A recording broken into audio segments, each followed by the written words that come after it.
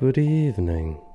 My name's Evan and welcome to Rockland Graves. Today I'll be giving you my thoughts on the last theatrical horror film of October 2022. I know I'm a little late on getting this review out, but I was just too busy working on the Rockland Graves All Hallows Eve special to work on anything else. If you haven't seen that yet, by the way, please, I'd really appreciate it if you check it out. Put a lot of work into it and it was really fun. Now that that's out of the way, I am free to review movies outside of the Halloween franchise, starting with the latest possession/exorcism movie, Pray for the Devil. I'll mention at the top here that this is not my favorite subgenre. There are, of course, a handful of films in this genre that are absolutely worth a watch. There are some incredible movies in the possession subgenre, but I find that most of them are pretty forgetful because they just don't really do anything to try and stand out. 9 times out of 10, these kinds of movies wind up feeling like display pieces for 1 or 2 creepy CGI effects, but nothing else. Look, if you love possession movies, you're really into this subgenre, I think you'll enjoy this movie. It has everything you've come to expect from a movie of its kind. Unfortunately for me, that means it was really boring and entirely void of any sort of creativity.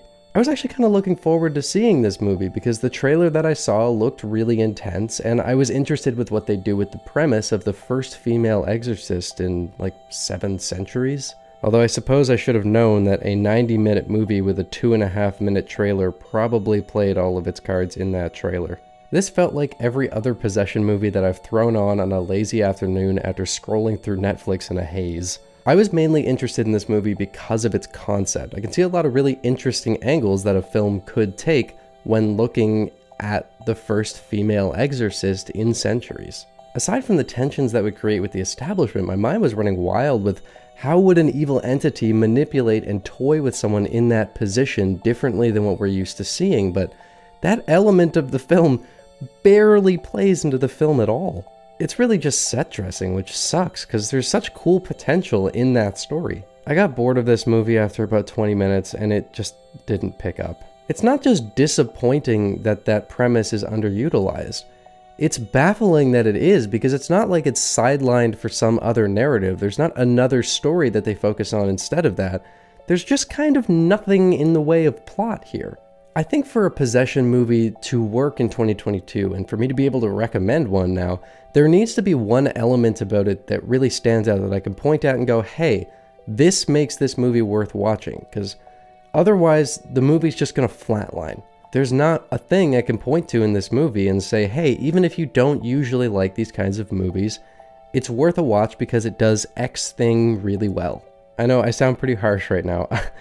I'll be fair, I don't think that this is a terrible movie, by any means. I don't even necessarily think it's a bad movie. It's just this bland middle section where nothing is particularly interesting. It's not terrible, cheesy fun, it's just kind of nothing.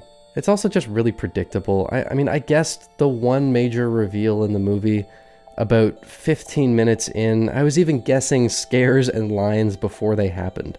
There was one scene where I was actually guessing every single scare that was going to happen, and I was correct every single time.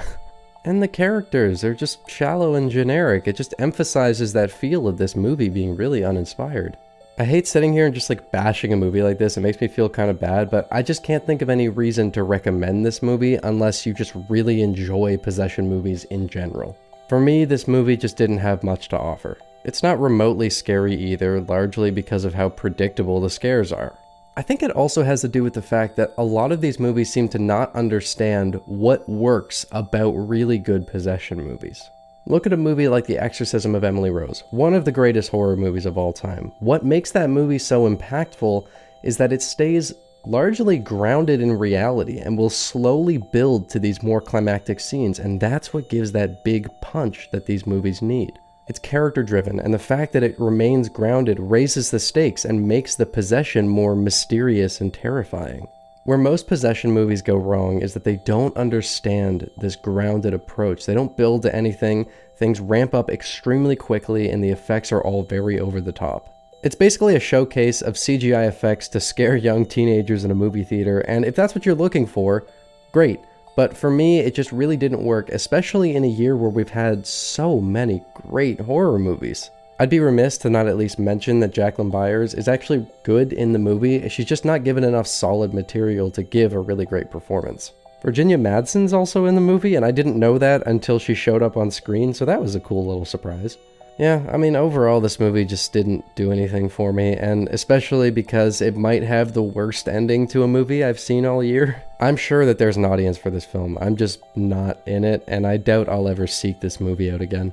I was a little surprised to find out that this movie was directed by Daniel Sam, because The Last Exorcism is one of the movies in the subgenre that I would actually say is worth a watch. Watch that movie instead. Thank you for stopping by Rockland Graves. I hope you've enjoyed your stay.